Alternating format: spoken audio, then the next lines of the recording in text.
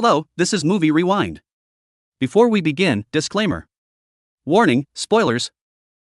A 2017 drama called Gifted is today's film. Frank Adler tells his niece, Mary, to prepare for school. He promises her a nice breakfast. Mary hesitates and asks who will watch Fred, her monocular cat. Frank assures her that Fred will be okay. Frank disappoints her by showing her a box of Kellogg's cereal with special writing when she requests the special breakfast. Mary starts school after Frank drops her off at the bus stop. Frank's neighbor, Roberta, follows him home. She worries about Mary's going to school. Perhaps something will happen to her. Frank appears anxious. Later at school, Mary seems like she'd rather be elsewhere. Bonnie, the teacher, moves around the room, asking simple math questions. Mary disdains Bonnie and the class because she feels her queries are simple.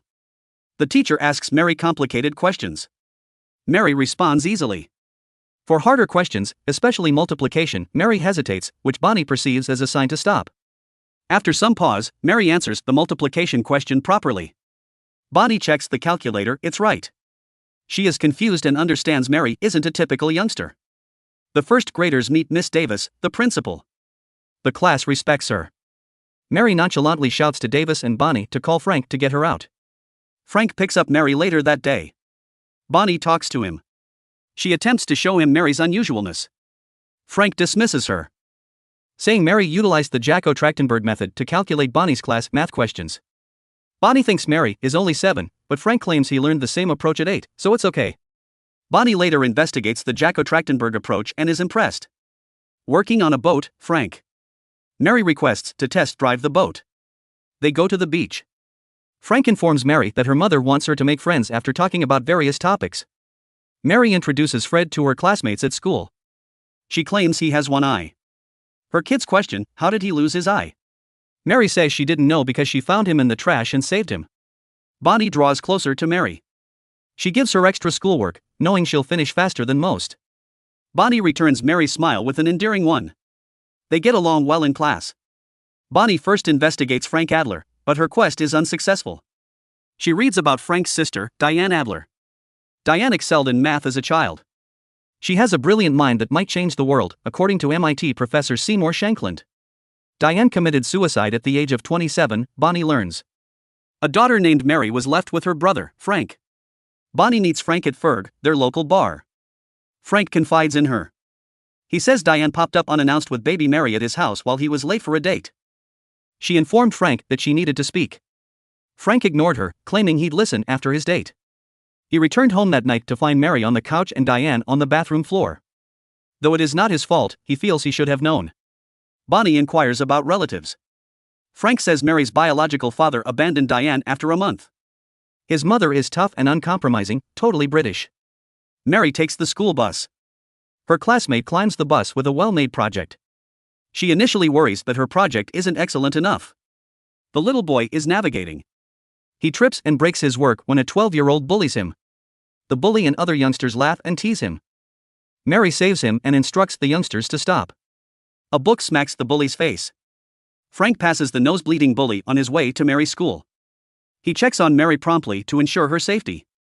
Principal Davis explains that beating people isn't allowed, and Frank says he'll make sure Mary understands that, though he's proud of her for standing up to a bully. The principal wants Mary to attend Oaks Academy for gifted education to match her abilities. Frank raises money-related issues. She guarantees Mary a full-ride scholarship. Frank rejects the idea, claiming Mary should be sent to a regular school. Bonnie asks if he's sure of his choice, and he responds no. Classmate Mary apologizes for her behavior. Her classmates praise Justin, a young child, saying his zoo is the best art creation. Frank and Mary return home to find Evelyn, her grandma, waiting. Evelyn brings her a beautiful laptop and Charles Zimmer's advanced algebra book. Mary tells her, disinterestedly, that she has read the book and is studying differential equations.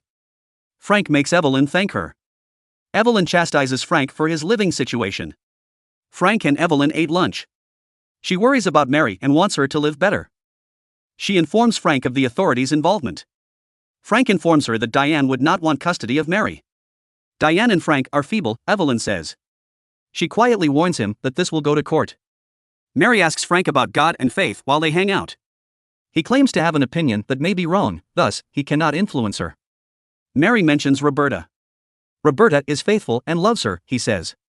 He assures her that everyone will end up together, which is what matters. Roberta shows her love by helping Frank win custody of Mary from his mother in court. Evelyn has decided to accompany Mary to Massachusetts. Frank wants her to stay. Later, Frank asks Roberta to monitor Mary overnight. Roberta agrees, saying she loves Mary despite being a neighbor and not a blood relative or someone whose opinion matters. Mary spends the night singing and having fun with Roberta. Frank meets Bonnie at the bar. She tells him she did not inform Davis. They bond over cocktails and engaging talks. Bonnie says she can't afford intimacy with him, yet they spend the night together. Mary is looking for a DVD at Frank's. She teases Bonnie for sneaking out of Frank's room. Frank feels frustrated that he can't have his own life for a while. Angered, she exits. After Frank apologizes, Mary and Frank reunite. Roberta slams Frank for his irresponsibility as he checks his mail outdoors and learns Mary will spend 2 days in Boston with her grandma. Mary and her grandmother visit Boston. Photos of her mother and grandmother as a child are displayed. Bonnie and Frank grow closer in Florida. Evelyn teaches Mary about the 7 millennium problems at the university. Mary sees a photo of Poincare conjecture researcher Grigory Perelman. Evelyn recalls that Diane could have been honored and had her picture on the wall if she had solved the Navier-Stokes equation. Mary wants to be on the wall too. She must answer a challenging equation from Professor Shankland. After observing her being unable to solve it for a while, he suggests to Evelyn that Mary may not be that smart. Evelyn is frantically walking with her, regretting coming to Shankland, when Mary tells her the calculation was erroneous and unsolvable. Mary fixes the equation when they return to Shankland. She solves it completely, overwhelming Shankland. When they get home, Mary tells Frank that Evelyn is sweet, but she doesn't want to live with her. He assures her she won't leave. Mary encounters Pat, a social worker, who asks her life questions. Mary mentions Frank watching Ultimate Fighting. She also tells her he's good and has vowed to keep her. Pat asks her why, and she says Frank desired her from the start, regardless of her intelligence. In court, Mary's biological father. He favors Evelyn for Mary's custody. Frank's attorney embarrasses Mary's father by revealing that he doesn't know his daughter's middle name and has never met her. Frank wins this court case. He leads her to her car. She tells him she dislikes fighting with her son. Frank claims they've always fought. Mary locks herself and cries uncontrollably since her deadbeat father doesn't visit her in town. Later, Frank drives Mary and Roberta to the hospital. They await a boy's birth. Frank informs Mary that everyone was thrilled when she was born this way. He informs her that he told everyone about Mary's birth. Mary rejoices with hospital families. Court testimony by Evelyn. Frank's attorney catches her baseball reference. He and Evelyn argue about Diane only being allowed to study arithmetic. She never played sports or lives normally. Paul was Diane's first love, aged 17, according to Frank's attorney. Paul and Diane fled to a Vermont ski resort. He angers Evelyn for suing him for kidnapping and making Diane sad, causing her 1999 suicide attempt. Evelyn says it was nothing big and that she tried to be a good mother to Diane. Frank testifies that he repairs boats as a freelancer.